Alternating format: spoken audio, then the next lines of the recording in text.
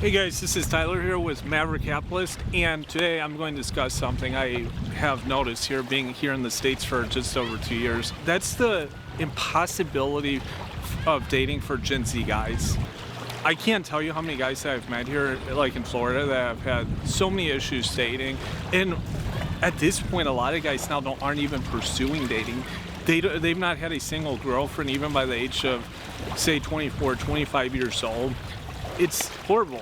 This is something that a lot of the guys out there on YouTube have spoken about.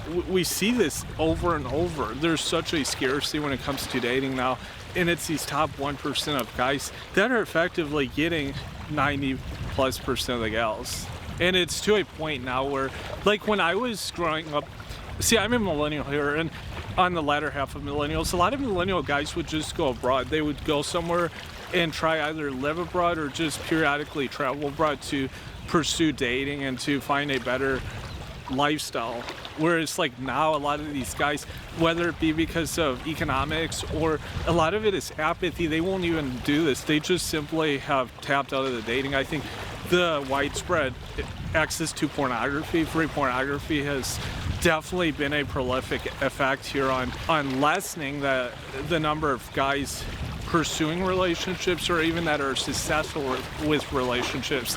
When I worked in the grocery stores here in Florida, of the Gen Z guys I worked with often, it was something like less than 5% of these guys would have either a girlfriend or spouse or even be pursuing dating. It was just absolutely insane how difficult it was for them to acquire a girlfriend and to be able to live a lifestyle that was considered normal 20, 30 years ago.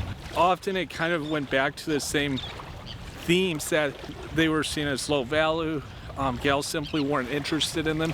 But some of it too was economically motivated. The fact these guys knew that they couldn't afford to buy a house probably in the near future, certainly couldn't afford all the things that come along with having a family or even just a girlfriend to be able to travel, to live a lifestyle that was entertaining and horrible, honestly, where we're at, especially in the US. I know we're seeing this in a lot of these European countries also, the same effect. The expression of go to where you're treated best, I think, is so applicable here. You have to be willing to get out of your comfort zone and go abroad. Like, this is what I did. Like, I first went abroad when I was in my early 20s to Argentina. I studied abroad in college for 2 years, and I will admit, in my second year of studying abroad, it was really uncomfortable, honestly. I was financially in a horrible situation. I was like 21 at the time, and I was living with a scarcity mentality month by month because I barely had enough money to get by. I was still in college, and I didn't want to ask my folks for more money. I just was like, no, I gotta handle this myself. And then after I finished college, I continued going to like South America, to Europe, and I saw, yeah, there's a lot of problems in the US when it comes to relationships and dating here. There's such a scarcity. It's very toxic, the environment. There's a lot of negativity that, yes, you might see to a degree in other countries, but in the US, it's heightened to a level that you don't see anywhere apart from Canada. This is a huge issue because when you look at like birth trends and stuff, these people looking for more stable relationships generally produce better families, marriage, and then have kids, rather than these people that are kind of these pump and dump type of guys that might have kids, but there's often not a family unit in place. It also is really bad economically speaking, how it affects the environment. But my whole thing is, it goes back to go to where you're treated best, guys. Like if you're a Gen Z guy and you think that you're getting kind of shafted in the US, go elsewhere. There's better countries. The US is very toxic currently. And I think also you'd have to look at the trend of where we're going economically, because I know in the past people would say, well, the economics are the best here in the US. Well, it doesn't look like that in 5 to 10 years.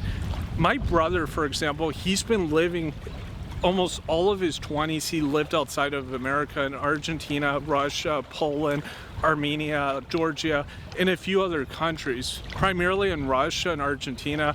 It's so different, like the life experiences, an affordable way to live also. Some guys might find this, you'll have more inspiration. Like if you find that you don't really have anything to live for, I know of guys in my own life that were really struggling in their 20s, and I think one of the things was the fact they couldn't find a girlfriend. They couldn't find a normal relationship, and I think it stifled their output. And when they did find that, they ended up actually being financially better off abroad than they would have been back at home. I know a guy from Iowa, actually, this was kind of his situation, and he's doing phenomenal in South Korea. So don't just look at your situation now and think that's going to be like the same in 5 years. You'd be amazed. I mean, some of the opportunities that exist abroad, if you can take the risk, just take the plunge, it's going to be uncomfortable initially. It will be worth it. There's a guy, a YouTuber named Dustin Luke. He lived in Argentina like 4 or 5 years ago. He garnered a massive following abroad on YouTube. He was in music festivals as a presenter. He was sponsored by big companies like beer brands. Most people in the US didn't know who this guy was, but in Argentina at airports, so many younger folks recognized the guy. So he seized opportunity, and other guys like this that are in the States where most Americans wouldn't know who these people were, but when they went abroad, they were big fish in those countries, and they could actually be economically more successful, actually make more money abroad than living back at home. So you have to see those kind of gaps and pursue them. I look forward to everyone's feedback here, and tell me what you guys think. Thank you.